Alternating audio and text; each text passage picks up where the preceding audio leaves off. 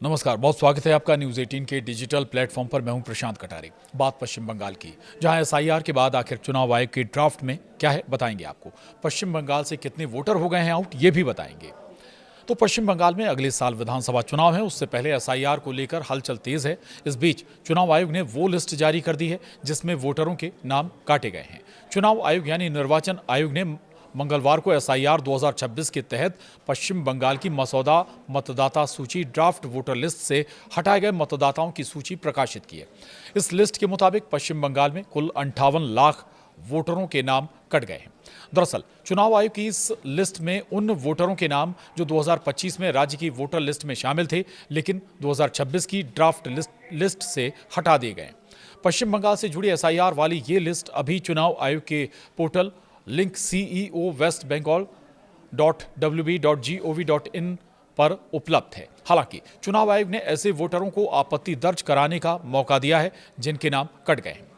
तो 58 लाख वोटरों के, जहां बहुत बड़ा आंकड़ा है, 58 लाख वोटरों के नाम कटे हैं। चुनाव आयोग के सूत्रों के अनुसार इकट्ठा न किए जा सकने वाले एसआईआर एन्यूमरेशन फॉर्म की संख्या 58 लाख से ज्यादा है और उन्हें उनके रजिस्टर्ड पते पर मौजूद न होने, स्थायी रूप से शिफ्ट होने, मृत होने या एक से अधिक निर्वाचन क्षेत्रों में डुप्लीकेट वोटर के रूप में मार्क किए जाने के आधार पर हटा दिया गया है।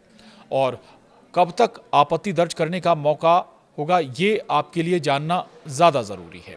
चुनाव आयोग की वेबसाइट पर बताया गया है कि पीड़ित व्यक्ति ड्राफ्ट लिस्ट पब्लिश होने के बाद दावे और आपत्तियां दर्ज करने के लिए तय समय यानी 16/12/2025 से 15/1/2026 तक फॉर्म 6 के साथ डिक्लेरेशन फॉर्म और सपोर्टिंग डॉक्यूमेंट्स जमा कर सकते हैं।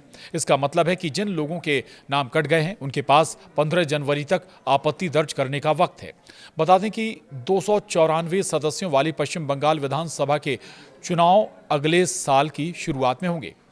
पश्चिम बंगाल से एसआईआर के तहत कितने वोटर के नाम हटे, ये भी जान लीजिए आप विस्तार से। दरअसल चुनाव आयोग के आंकड़ों के अनुसार कुल 58,20,898 नाम मौजूदा सूची से हटा दिए गए हैं। इनमें सबसे ज्यादा 24,16,852 लोग मृत पाए गए, वहीं 19,88,076 लोग स्थानांतरित हो चुके थे, जबकि 12,20,038 लोग लापता मिले हैं, जबकि 1,38,328 नाम डुप्लीकेट थे, तो 57,604 अन्य श्रेणी में पाए गए। वहीं चुनाव आयोग का कहना है कि मतदाता सूची की सटीकता और विश्वसनीयता में सुधार के लिए ये प्रक्रिया अपनाई गई थी। हालांकि विपक्षी दल इस प्रक्रिया और इसके नतीजों की बारीकी से जांच कर सकते हैं। आयोग ने कहा कि ये प्रक्रिया सटीकता सुनिश्चित करने और रिकॉर्ड से डुप्लीकेट या गलत एंट्री और नामों को हटाने के लिए की गई थी। जिन मतदाताओं के नाम लिस्ट में नहीं है या जिन्हें हटाने के लिए चिन्हित किया गया है, वे तय समय के भीतर दावे और आपत्तियां दर्ज करा सकते हैं। अब सवाल है कि आखिर पश्चिम बंगाल में एसआईआर की जरूरत क्यों पड़ी। इसे लेकर पश्चिम बंगाल में खूब बवाल भी है। हालांकि चुनाव आयोग ने साफ कर दिया है कि ये प्रक्रिया पारदर्शिता और निष्पक्षता सुनिश्चित करने के लिए की जा रही है। बंगाल से पहले एसआईआर की प्रक्रिया बिहार में भी अपनाई जा चुकी है। अब आपको बंगाल का राजनीतिक गणित भी बता देते हैं। दरअसल पश्चिम बंगाल के पिछले विधानसभा चुनाव में ममता बनर्जी ने अपने करीबी प्रतिद्वंदी बीजेपी से लगभग 60 लाख वोटों की बढ़त बनाई थी, लेकिन इस बार हुए विशेष मतदाता पुनरीक्षण के बाद 58 लाख से ज्यादा मतदाताओं का नाम वोटर लिस्ट से काट दिया जाएगा।